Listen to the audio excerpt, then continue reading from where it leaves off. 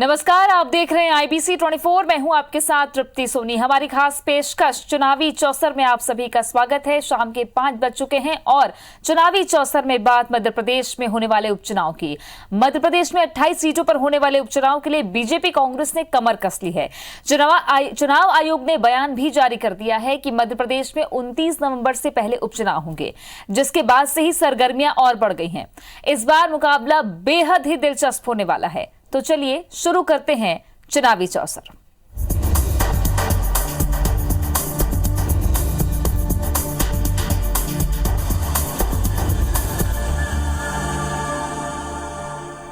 मध्य प्रदेश में कांग्रेस सत्ता वापसी के लिए हर जतन कर रही है और इसलिए उपचुनाव में एक एक सीट को लेकर अलग अलग रणनीति बना रही है। कांग्रेस का फोकस खासकर ग्वालियर चंबल पर है, जहां सिंधिया कांग्रेस के लिए बड़ी चुनौती है। इससे निपटने के लिए कांग्रेस राजस्थान कांग्रेस के नेता सचिन पायलट को प्रचार मैदान में उतारने की तैयारी कर रही है। आखिर ग्वालियर चंबल को लेकर क्या है कांग्रेस की रणनीति, देखिए इस रिपोर्ट में।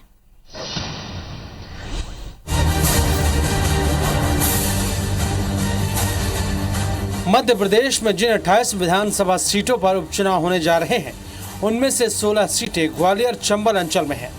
ये जग जाहिर है कि यह अंचल सिंधिया का गढ़ है। सिंधिया जब कांग्रेस में थे तो बीजेपी के लिए चुनौती थे और अब जबकि वो बीजेपी में आ गए हैं तो कांग्रेस के लिए भी चुनौती है। इसी चुनौती से निपटने के लिए कांग्रेस ने खास प्लान बनाया है। कांग्रेस ने सिंधिया के खिलाफ उनके खास दोस्त और राजस्थान कांग्रेस के नेता सचिन पायलट को प्रचार मैदान में उतारने की तैयारी की है। इसकी कई वजह हैं। पायलट युवा और तेज तर्रार गुर्जर नेता हैं और ग्वालियर चंबल की जिन 16 सीटों पर उपचुनाव होंगे, उनमें से ज्यादातर सीटों पर गुर्जर समुदाय का खासा प्रभाव है। ऐसे में पायलट का प्रचार कांग्रेस के लिए फायदे का सौदा साबित हो सकता है। कांग्रेस पार्टी मध्य प्रदेश में उपचुनाव पूरी ताकत के साथ लड़ेगी। जनता के साथ धोखा हुआ है, हम अपनी बात मजबूती से रखेंगे। हमारी पार्टी के युवा उदयमान नेता सचिन पायलट जी भी उपचुनाव में कांग्रेस के पक्ष में प्रचार करते हुए दिखाई देंगे। बहुत लोकप्रिय नेता हैं, उनके प्रचार करने से कांग्रेस पार्टी को बहुत लाभ होगा। सचिन पायलट राजस्थान के नेता हैं और ग्वालियर चंबल राजस्थान से सटा है। ऐसे में पायलट यहाँ भी जाना पहचाना चेहरा है, जिनके जरिए कांग्रेस को युवा और गुर्जर वोटों को लुभाने में मदद मिल सकती है। हालांकि बीजेपी पायलट से प्रचार की प्लानिंग पर कांग्रेस का मजाक उड़ा रही है और आज किस प्रकार की हालत कांग्रेस में उनकी है, ये बात जरूर उजागर होगी। तो लाइए बुलाइए और कमलनाथ जी की डींगे मारने वाली जो आदत है वो भी उसकी पोल खुल गई कि इनसे कुछ ना हो पाएगा, ये तो बाहर से ही बुलवाएंगे। खास बात यह है कि ज्योतिरादित्य सिंधिया और सचिन पायलट एक दूसरे के दोस्त भी हैं। हाल ही में जब पायलट ने राजस्थान में बगावती तेवर दिखाए थे तो सिंधिया ने उनके समर्थन में बयान भी दिए थे। लेकिन सच ये है कि अब दोनों अलग अलग सियासी दलों में हैं, जो चुनावी मैदान में आमने सामने हैं। अगर पायलट को ग्वालियर चंबल में कांग्रेस के प्रचार की हरी झंडी मिलती है तो मुकाबला दिलचस्प होगा। सुधीर दंडोतिया, IBC 24, भोपाल।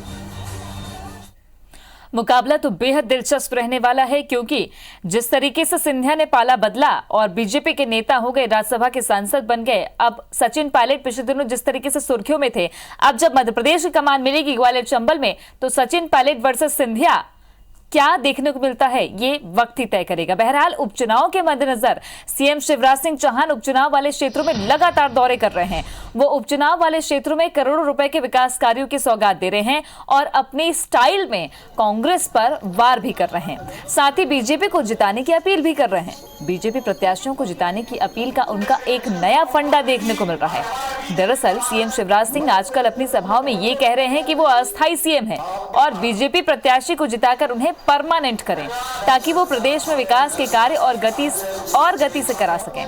मंदसौर के सुवासरा और आगर के बड़ौदा की सभाओं में सीएम शिवराज सिंह ने कुछ इसी तरह की बात की है।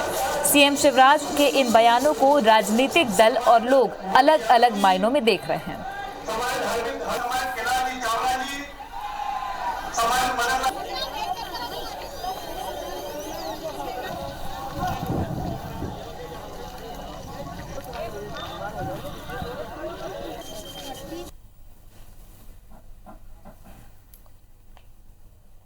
विधायक जी छोड़िए, हम मंत्री बनाते हैं। तो मैं आप सबसे निवेदन करता हूं, अब अभी तो मैं टेम्परेरी हूं भाई,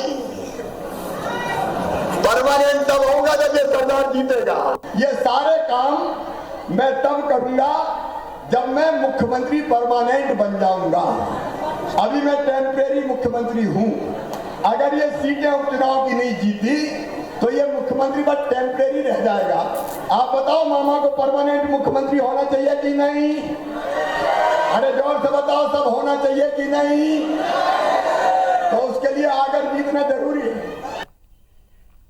हमारे सहयोगी सुधीर दंडोतिया हमारे साथ में जुड़ गए हैं, इस चुनावी चौसर पर ज्यादा जानकारी देंगे, साथ ही इसका पूरा विश्लेषण भी करेंगे। सुधीर, बड़ा दिलचस्प है मध्य प्रदेश का राजनीतिक ये सफर या राजनीतिनामा, क्योंकि कल तक जो बात बीजेपी या मुख्यमंत्री शिवराज सिंह चौहान कांग्रेस के लिए कहा करते थे कि कांग्रेस की सरकार टेम्परेरी है, और अब यही बात अपने मुख्यमंत्री पद के लिए कह रहे हैं। देखिए, निश्चित तौर पर तृप्ति, और अगर बात की जाए तो आने वाले उपचुनाव मध्य प्रदेश में किसी आम चुनाव से कम नहीं है। कम से कम मुख्यमंत्री के भाषण से बिल्कुल साफ स्पष्ट होता है। और मध्य प्रदेश के लिए बहुमत का जो आंकड़ा चाहिए, बीजेपी फिलहाल उससे कम से कम विधायकों की अगर बात करें तो 8 विधायकों की संख्या उसके पास में कम है। और ऐसे में बीजेपी की ओर से भावनात्मक अपील खुद मुख्यमंत्री शिवराज सिंह चौहान कर रहे हैं। चुनावी प्रचार की बात हो, सरकारी आयोजनों की बात हो, जिस तरीके से मुख्यमंत्री के भाषण में तब्दीली देखने को मिल रही है, खासकर बदलाव देखने को मिला है, उन्हीं की स्टाइल में जो वो वोट की अपील जनता से कर रहे हैं, ये अपने आप में बड़ा मायने रखता है। लिहाजा मुख्यमंत्री की अपील का जनता पर कितना असर होगा आने वाले चुनाव के परिणाम बताएंगे। पर लेकिन शिवराज सिंह चौहान का ये प्रचार का स्टाइल जो है ये बिल्कुल नया स्टाइल है, क्योंकि पिछले 3 बार के चुनाव प्रचार हमने उनके देखे थे और मध्य प्रदेश के अंदर हमेशा विकास के काम की बात हो या फिर उनके जो भावनात्मक संबंधों की जो दुहाई मुख्यमंत्री के द्वारा दी जाती थी, हमेशा उन बातों को लेकर वो जनता के बीच में जाते थे। पर लेकिन इस उपचुनाव में वो अपने आप को खुद को परमानेंट कहने की बात कर रहे हैं। निश्चित तौर पर आने वाला चुनाव जो है मध्य प्रदेश का, वो काफी एक बड़ा संघर्षपूर्ण मुकाबला है। कांग्रेस जहां पर वापसी की उम्मीद लगाकर बैठी है, वहीं पर बीजेपी सरकार को स्थायी तौर पर बनाना चाहती है। लिहाजा मुख्यमंत्री का भाषण जो है वो अनोखे स्टाइल में देखने को मिल रहा है और मुख्यमंत्री खुद को टेम्परेरी के बजाय परमानेंट होने की अपील जो है वो वोटरों से कर रहे हैं। तृप्ति। सुधीर, अगर देखा जाए तो मुख्यमंत्री ने चाहे ग्वालियर चंबल में कई जगहों पर सभाएं की हों या फिर मालवा के मामले हों, अगर देखा जाए तो मुख्यमंत्री के भाषण में या जनता से जो संवाद करते हैं तो पहले अक्सर कांग्रेस पर ज्यादा हमलावर, लेकिन अब शायद चुनावी रणनीति बदल रही है कि परमानेंट करने वाली बातें जो है वो साफ तौर पर अपने आप को प्रोजेक्ट करना। बीजेपी की क्या रणनीति हो सकती है शिवराज सिंह चौहान के पक्ष में? देखिए, निश्चित तौर पर बीजेपी के लिए एक सबसे बड़ा जो जिताऊ चेहरा है वो शिवराज सिंह चौहान है। लिहाजा मध्य प्रदेश के अंदर जब सरकार बदली, तमाम दावेदारों के नाम सामने निकल कर आए थे, पर लेकिन शिवराज सिंह चौहान अपनी सॉफ्ट इमेज की वजह से और पब्लिक के बीच में जो उनकी एक छवि है उसकी वजह से मुख्यमंत्री बनने में सफल रहे थे। बीजेपी को यह पता था कि आने वाले चुनाव में अगर जनता के बीच में वोट मांगने जाना पड़ेगा तो शिवराज सिंह चौहान के पिछले 15 साल के कार्यकाल के अलावा उनकी जो जनता से सीधा संवाद है, चाहे वो भावनात्मक तौर पर हो या फिर रिश्ते बनाने को लेकर हो, जिस संवादों की बात वो हमेशा मामा भांजी के डायलॉग डिलीवरी के जरिए किया करते थे, उसका फायदा बीजेपी को पिछले कई चुनावों में लगातार हुआ भी नजर आता। लिहाजा बीजेपी ने उपचुनाव से पहले मुख्यमंत्री शिवराज सिंह चौहान पर ही दाव खेला था और उनको बतौर मुख्यमंत्री जब पहली पसंद की बात आई तो शिवराज सिंह चौहान को मैदान में लेकर आए थे। पर अब चूंकि चुनाव में जाने का समय है, लिहाजा मध्य प्रदेश के अंदर ये चुनाव सरकार की स्थिरता का भविष्य जो है वो भी तय करेंगे कि मध्य प्रदेश में सरकार शिवराज सिंह चौहान की स्थायी तौर पर बनेगी या फिर वापसी का जो ख्वाब कांग्रेस देख रही है वो ख्वाब कांग्रेस का पूरा होगा। ऐसे में चुनाव से पहले कम से कम स्थिर तौर पर बीजेपी की सरकार रहे, वही एक पूरी भावनात्मक अपील मुख्यमंत्री के भाषण में साफ नजर आ रही है। और मुख्यमंत्री के ग्वालियर चंबल अंचल के दौरे की बात करें या फिर बड़ौद या फिर सुवासरा की बात करें, वहां पर मुख्यमंत्री का भाषण ये निश्चित तौर पर बताता है कि कम से कम जनता से उनके व्यक्तिगत जो संबंध बने हुए हैं उसके आधार पर वो वोट की अपील जनता से कर रहे हैं और खुद को स्थायी तौर पर मुख्यमंत्री बनाने की बात, ये एक उसी अपील का हिस्सा है। और देखना होगा कि जो नई स्टाइल है मुख्यमंत्री की भाषण देने की या वोट मांगने की, उसका असर मध्य प्रदेश की जनता पर, उपचुनाव के क्षेत्र वाली जनता पर कितना पड़ेगा। और आने वाले दिनों में ये स्टाइल और कितनी निखरती है ये भी देखना है राजनीतिक रूप से। बहरहाल अगर सुधीर देखें तो चुनाव में चेहरों के चर्चे खूब होते हैं, क्योंकि मुख्यमंत्री शिवराज सिंह चौहान का चेहरा, ग्वालियर चंबल में चले जाएं तो सिंधिया के चेहरे को आगे लेकर बीजेपी जो है वो लगातार बातें कह रही है, कांग्रेस पर हमलावर है। और अब सिंधिया के साथ साथ सचिन पायलट जब ग्वालियर चंबल में कांग्रेस की तरफ से मैदान में उतर जाएंगे तो समीकरण बेहद दिलचस्प होगा। राजस्थान अपने आप में बेहद अहम हो जाता है, चाहे वो कांग्रेस के विधायकों को वहां ले जाके रखने की बात हो या पिछले दिनों सियासी उठापटक की बात हो। मध्य प्रदेश के ग्वालियर चंबल में कितना असर डालेंगे सचिन पायलट? देखिए, निश्चित तौर पर ये देखना होगा, क्योंकि जिस तबके से सचिन पायलट आते हैं, जिस वर्ग से सचिन पायलट आते हैं, उसका एक बड़ा वोट बैंक जो है मध्य प्रदेश के अंदर, और खासकर ग्वालियर चंबल अंचल की बात करें, जिन 16 सीटों पर चुनाव होने हैं, उनमें से लगभग 8 के करीब सीटें ऐसी है जहां पर गुर्जर एक निर्णायक भूमिका में जिस वर्ग से सचिन पायलट आते हैं, और मध्य प्रदेश की एक लंबी सीमा का भाग जो है राजस्थान से लगा है, लिहाजा वहाँ की राजनीति का पूरा दखल मध्य प्रदेश की राजनीति में भी साफ नजर आता है। और वहाँ के खान पान, विचार, या फिर कहना चाहिए कि जो सांस्कृतिक या पारिवारिक जो संबंध या रिश्तेदारियां हैं, वो भी कहीं ना कहीं दोनों राज्यों से लगी हुई सीमा के जो क्षेत्र है वहां पर बिल्कुल स्पष्ट तौर पर नजर आती हैं। ऐसे में सचिन पायलट का दौरा कांग्रेस के लिए फायदेमंद साबित होगा, शायद कांग्रेस को ये लगता है, और यही वजह है कि कांग्रेस अब जो है सचिन पायलट को इन क्षेत्रों में चुनाव प्रचार में लाने की तैयारी कर रही है। ज्योतिरादित्य सिंधिया के पुराने दोस्त हैं, सिंधिया के मुकाबले उनके दोस्त को लाकर कांग्रेस को ये लगता है कि कम से कम युवा चेहरे और एक ग्लैमरस चेहरे के जरिए उस वर्ग को साधने की कोशिश की जाएगी जो कि मध्य प्रदेश में कम से कम 8 से 10 सीटों पर निर्णायक भूमिका में है। क्योंकि जिन 28 सीटों पर चुनाव हो रहे हैं उनमें से 3 विधायक जो हैं, जो क्या कहना चाहिए कि पूर्व विधायक हैं, वो लगभग इसी वर्ग के हैं। समावली की बात करें, एदल सिंह कंसाना राजस्थान से लगा हुआ बॉर्डर है, जो कि मुरैना जिले से आता है, और वहां पर धौलपुर की सीमा लगती है। सचिन पायलट का खासा एक बड़ा जो प्रभाव इस क्षेत्र में माना जाता है। गुर्जर बालू ये क्षेत्र है। मुरैना की अगर बात करें तो वहां से रघुराज सिंह कंसाना उसी वर्ग से आते हैं। सचिन पायलट गुर्जर वर्ग के और रघुराज सिंह कंसाना भी गुर्जर से आते हैं। और वहीं पर खंडवा के मानदाता की बात करें तो नारायण सिंह पटेल भी लगभग गुर्जर जो कास्ट है उसी से बिलोंग करते हैं। ऐसे में इन सीटों पर तो असर देखने को मिलेगा। इनके अलावा जो आसपास की सीटें राजस्थान के बॉर्डर से लगी हुई हैं, खासकर अगर बात की है मध्य प्रदेश की जौरा की बात हो, या फिर अंबा दिमनी विधानसभा की बात करें, या फिर जो ब्यावरा राजगढ़ की बात करें, तो ये तमाम ऐसी सीटें हैं। सबासरा मंदसौर की बात करें जो कि राजस्थान की सीमा से लगता है, यहाँ पर कम से कम राजस्थान का प्रभाव, राजस्थान के नेताओं का प्रभाव देखने को मिलता है। और सचिन पायलट कांग्रेस के सबसे जो एक कहना चाहिए ग्लैमरस चेहरे के तौर पर राजस्थान में जाने जाते हैं। ऐसे में सीमावर्ती इलाकों में उनका खासा असर है और उनको लाकर कम से कम कांग्रेस उनकी लोकप्रियता का फायदा इस उपचुनाव में लेना चाहती है। शुक्रिया आपका सुधीर जानकारी के लिए। तो चुनावी चौसर का पूरा अपडेट हमारे संवाददाता बता रहे हैं और लगातार हम भी आप तक अपडेट पहुंचा रहे हैं। लेकिन कांग्रेस का अगर स्टेप देखें तो लगातार कांग्रेस भी आक्रामक है। मध्य प्रदेश में उपचुनाव के मद्देनजर कांग्रेस हर स्तर पर हर मुद्दे को लेकर सरकार की घेराबंदी में जुटी है। ऐसा ही एक मुद्दा है अवैध खनन का। दरअसल भोपाल में विधानसभा के बाहर गांधी प्रतिमा के नीचे नरसिंहपुर जिले की गाडरवारा से विधायक सुनीता पटेल ने धरना प्रदर्शन किया। उन्होंने एएसपी राजेश तिवारी को हटाने की मांग की और उन पर अवैध रेत खनन के साथ जिले में अवैध कामों को संरक्षण देने का आरोप लगाया। खुद पूर्व सीएम कमलनाथ विधायक सुनीता पटेल का समर्थन करने धरना स्थल पहुंच गए। इस दौरान उन्होंने सरकार की कार्यप्रणाली पर सवाल खड़े किए। तो सरकार की घेराबंदी के लिए लगातार भोपाल हो, ग्वालियर चंबल हो या मालवा के कुछ अंचल हो, लगातार कांग्रेस हमलावर है बीजेपी पर और बीजेपी कांग्रेस के आरोपों का भी जवाब दे रही है। और इस बीच विधायक सुनीता पटेल जो एएसपी के खिलाफ मोर्चा खोल चुकी हैं, विधानसभा के बाहर पहले अकेले गांधी प्रतिमा के नीचे धरने पर बैठी थी, बाद में पूर्व सीएम कमलनाथ ने और तमाम कांग्रेसियों ने साथ दिया।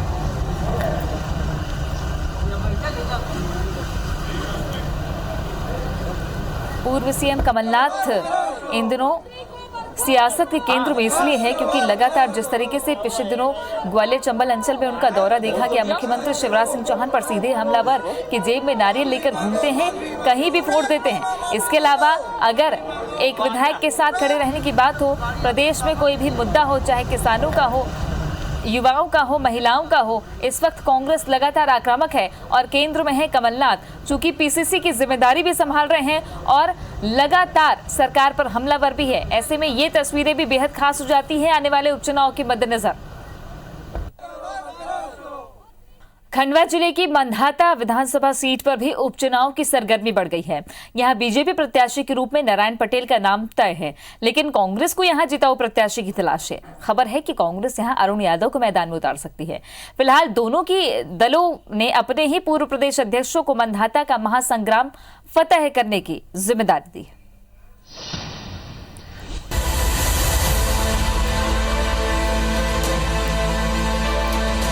यह है नारायण पटेल जो मांधाता सीट पर होने जा रहे उपचुनाव में बीजेपी के बैनर तले ताल ठोक रहे हैं।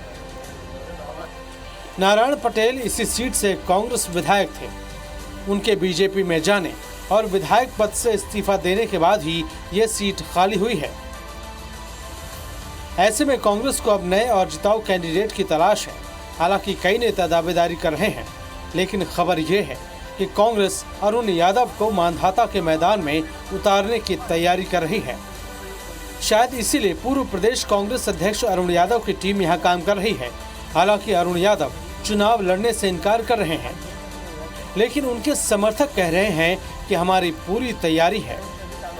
पार्टी की हां होते ही चुनाव जीतने में कोई कसर बाकी नहीं रखी जाएगी। नंदू भैया का जो कहना है, मैं उसको स्पष्ट कर देना चाहता हूं कि आप खरीद फरोख्त की जो सियासत देश में चला रहे हैं, एक निर्वाचित सरकार को आपने बेईमानी से हटाने का काम किया है। हम पुनः आएंगे और एक मजबूत सरकार प्रदेश को देंगे। और भारतीय जनता पार्टी की मुहिम है, कोरोना का समय है, लोग बहुत तकलीफ में हैं, लोगों को परेशानी है, लेकिन मंडी लग गई है, बोली लग गई है और खरीदे जा रहे हैं और बिकने वाले बिक रहे हैं। इस कारण ये सब उपचुनावों की नौबतें आई है। हमारी तो हमेशा ही तैयारी रहती है। हमने आदरणीय कमलनाथ जी को भी सब चीजों से अवगत करा दिया। 2018 के चुनाव में अरुण यादव ने ही नारायण पटेल को कांग्रेस से टिकट दिलाकर जीत दिलाई थी, लेकिन बाद में नारायण पटेल ने पाला बदल लिया। ऐसे में एक बार फिर ये सीट कांग्रेस की झोली में डालना अरुण यादव के साख का सवाल बना हुआ है।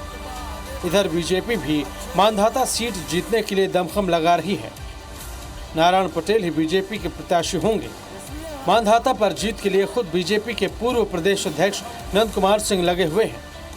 और जो लोग ये भारतीय जनता पार्टी में आए, अपने पार्टी को त्याग दिया, ठुकरा दिया, भाजपा का दामन थामा, इसलिए हाईकमान ने तय किया कि उन्हीं को हम विधानसभा का उम्मीदवार बनाएं। मांधाता की लड़ाई अरुण यादव बनाम नंद कुमार सिंह कहें तो गलत नहीं होगा, क्योंकि दोनों ही पार्टियों ने मांधाता सीट के महासंग्राम को जिताने का जिम्मा इन दोनों नेताओं को ही सौंपा है। देवेंद्र जायसवाल, IBC 24, खंडवा। ये बात जग जाहिर है कि राजनीति में कोई किसी का सगा नहीं होता। सियासी फायदे के लिए कौन कब किसी का हो जाए, कुछ कहा नहीं जा सकता। इन दिनों मध्य प्रदेश की राजनीति में भी यही सब चल रहा है। ग्वालियर की डबरा विधानसभा सीट पर भी यही कहानी है। कल तक जो बीजेपी में थे, आज कांग्रेस के चेहरे बने हुए हैं। जो कांग्रेस के दम पर जीतते आ रहे थे, वो अब बीजेपी के बैनर तले ताल ठोक रहे हैं। डबरा की लड़ाई समधी समधन की लड़ाई भी बन गई है, जिसमें अब निजी हमले भी शुरू हो गए हैं।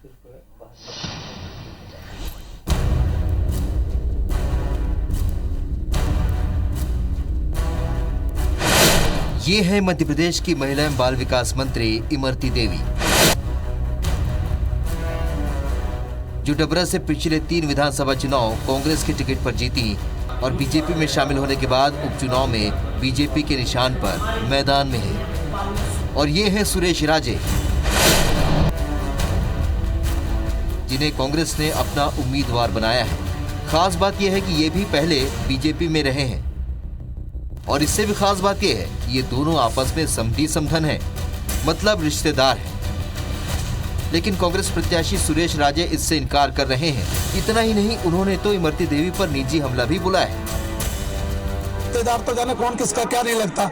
अब जहाँ तक रिश्तेदारी का सवाल है, कभी किसी हमारे पत्रकार बंधु ने उनसे ये प्रश्न नहीं किया कि आखिरकार उनके पतिदेव कौन है। जीवन में पति का अपना एक स्थान होता है। 10 साल के राजनीतिक जीवन में जब वो विधायक थी, 1.5 साल का ये राजनीतिक जीवन उनका मंत्री पद का रहा। कहीं कोई एक फोटो बता दें आप जो उनके पतिदेव के साथ दिखे आपको। सुरेश राजे भले ही इनकार करें, लेकिन इमरती देवी ये मानती हैं कि सुरेश राजे उनके समधी हैं, सम्मानीय है। हालांकि सुरेश राजे के सवाल पर उन्होंने ये जरूर कहा कि उन्हें इतनी हल्की बात नहीं करनी चाहिए। लेकिन जैसे सवाल सुरेश राजे ने किया, ठीक वैसे ही इमरती देवी ने उन पर भी दाग दिए। मैं अपनी पत्नी के साथ खिंचा हो तो मैं व्हाट्सएप पे डाल देगा तो मैं देख लूंगी। लेकिन वो जिस बात से, जिस तरीके से इतनी हल्की बातें, गंदी बातें करते हैं, वो राजनीतिक लोग नहीं होते हैं। वो लोग बहुत हल्की बुद्धि के होते हैं और नीचता की बात करते हैं। वो लोग कभी राजनीतिक बना ही नहीं सकते। और वो इतने चुनाव लड़े हैं, आज तक कोई चुनाव जीते नहीं ना। तो डबरा उपचुनाव की लड़ाई बीजेपी वर्सेस कांग्रेस की तो है ही, साथ ही समधी और समधन की भी है, जिसमें मुद्दों से इतर निजी हमले शुरू हो गए हैं। खैर, जनता सब देख रही है। सचिन श्रीवास्तव, IBC 24, डबरा।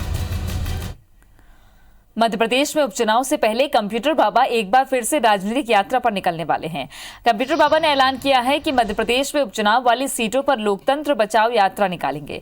मंदसौर के सुवासरा से 22 सितंबर को शुरू होने वाली यात्रा का समापन मुरैना जिले की जौरा विधानसभा सीट में होगा। उनके मुताबिक कांग्रेस छोड़ बीजेपी में शामिल हुए 25 पूर्व विधायकों के खिलाफ ये यात्रा होगी। हालांकि कंप्यूटर बाबा इस यात्रा को राजनीतिक यात्रा नहीं मानते हैं। उनका कहना है कि यात्रा में केवल साधु संत शामिल होंगे। यात्रा निकाले रहे और मंदसौर सुवासरा से जो शुरू करेंगे, 25 गद्दार जो हैं, जिन्होंने गद्दारी की, जिन्होंने खरीद फरोख्त किया है, उनके विधानसभा में जाकर के जनता जनार्दन के सामने अनुरोध करेंगे, निवेदन करेंगे कि इन गद्दारों को वोट ना दें। मध्य प्रदेश सरकार में मंत्री बृजेंद्र प्रताप सिंह ने कहा है कि बीजेपी छोड़कर कांग्रेस में गए लोग कांग्रेस की नैया पार नहीं लगा सकते। सुर्खी से पूर्व बीजेपी विधायक पारुल साहू के कांग्रेस में जाने पर उन्होंने कहा कि जब किसी की इच्छाएं पूर्ण नहीं होती हैं, तब मन बदलते हैं और अपना करियर खत्म कर देते हैं।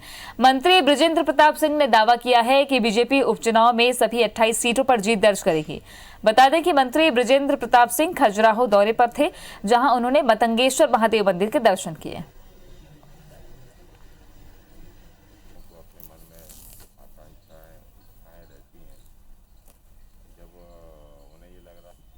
और जिस पार्टी से वो विधायक रही हैं, और आज हम भी यदि कुछ हैं तो पार्टी की बदौलत। इससे पार्टी के बदलाव से आदमी अपना करियर खत्म करता है। अब वो कितनी नैया पार करा पाएंगे, क्योंकि नैया तो पार होने नहीं वाली, हम सभी सीट जीतने वाले हैं। तो मध्य प्रदेश की 28 सीट और छत्तीसगढ़ की 1 सीट मरवाही, जहां पर चुनावी चौसर बिछी हुई है। पल पल का अपडेट आप तक पहुंचाएंगे, हर चुनावी खबरों से आपको रूबरू करवाएंगे। सबसे पहले खबर आप तक हम पहुंचाएंगे। बहरहाल चुनावी चौसर में आज के लिए बस इतना ही। दीजिए इजाजत, नमस्कार।